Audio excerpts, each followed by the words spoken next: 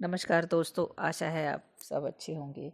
आज कार्तिक का महीना है, शरद पूर्णिमा है, कार्तिक का मास शुरू हो गया है। सभी लोग कार्तिक मास को बहुत ही अच्छा मानते हैं और कार्तिक के महीने में स्नान, अन्न, धन, वस्त्र सब लोग बहुत ही करते हैं।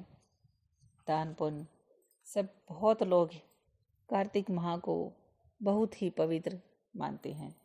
कार्तिक माह बहुत ही पवित्र और पावन महीना होता है। बहुत लोग गंगा स्नान, जमुना स्नान, बहुत तीर्थ यात्रा करते हैं और कार्तिक महीने में बहुत लोग तो हर रोज़ सुबह 4 बजे उठकर स्नान दान करते हैं, श्री हरि विष्णु का ध्यान करते हैं, श्री बांके बिहारी लाल को मनाते हैं और राधा रानी को याद करते हैं। दोस्तों, कार्तिक की महामात्य बहुत ही सर्वप्रिय है। कार्तिक महामात्य का अलग अलग स्रोत हैं।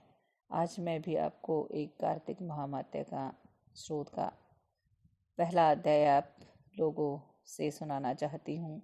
आशा है आप सबको पसंद आएगा।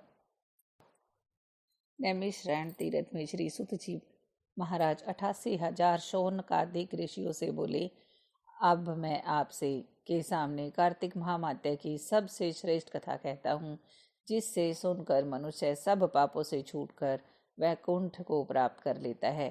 श्री सुत जी ने कहा, श्री कृष्ण जी की आज्ञा लेकर नारद जी के चले जाने पर सत्यभामा प्रसन्न होकर श्री कृष्ण से बोली, हे नाथ, मेरा जीवन सफल हो गया, मेरे माता पिता भी धन्य हो गए।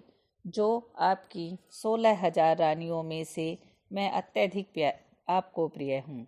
मैंने वह कल्प वर्ष आदि आपके साथ नारद जी को विधि पूर्वक दान में दे दिया, परंतु वही कल्प वृक्ष मेरे घर में सदा लहराया करता था, जिसके बात को मृत्यु लोक में कोई भी स्त्री नहीं जानती। हे स्वामी, अब मैं आपसे पूछना चाहती हूँ, सो विस्तार से कहिए, जिसे सुनकर मैं अपने हित कार्य करूँ, जिसके करने से कल्प पर्यटन भी आप मुझसे विमुख न हों। श्री सुत जी कहने लगे। सत्यभामा के ऐसे वचन सुनकर श्री कृष्ण भगवान हंसते हुए सत्यभामा का हाथ पकड़कर कल्प वर्ष के पास लेकर गए और बोले, हे प्रिय, 16,000 स्त्रियों में से मुझे तुम प्राणों से प्यारी हो।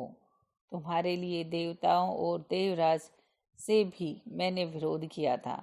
उस महा अद्भुत वार्ता को सुनो। श्री सुत जी बोले, एक दिन श्री कृष्ण भगवान ने सत्यभामा के साथ गरुड़ पर सवार होकर इंद्रलोक में जाकर कल्प वृक्ष मांगा। तब इंद्र ने के न देने पर गरुड़ का इंद्र से घोर युद्ध हुआ। हे प्रिय, जब मैं तुम्हें यह चीज़ दे सकता हूँ, हर एक कार्य को पूरा कर सकता हूँ, तो क्या तुम्हारे आश्चर्यचकित प्रश्न का उत्तर नहीं दे सकता? यह सुन सत्यभामा के बोली, हे प्रभु, पूर्व जन्म में मेरा कैसा स्वभाव था, किसकी पुत्री थी, मैंने कौन से दान व्रत या तप किए थे जिससे मुझे मृत्यु लोक में जन्म लेना पड़ा? ऐसे कौन से शुभ कर्म किए कि यहाँ आकर आपकी अर्धांगिनी हुई और आप गरुड़ पर सवार होकर मुझे साथ में लिए इंद्र आदि देवताओं के स्थानों पे फिरते हो? तब भगवान बोले, हे कांते, तुम पूर्व जन्म में किसकी पुत्री थी, कौन से पुण्य और व्रत आदि तथा शुभ कार्य तुमने किए, वह सब मैं कहता हूँ। पूर्व समय में सतयुग के अंत में मायापुरी में अत्रि गोत्र के में वेदों और यज्ञों का जानने वाला देव शर्मा नाम का एक ब्राह्मण रहता था। वह रोज अतिथियों की सेवा, हवन, सूर्य भगवान की पूजा किया करता था, इसलिए सूर्य की तरह तेजस्वी था।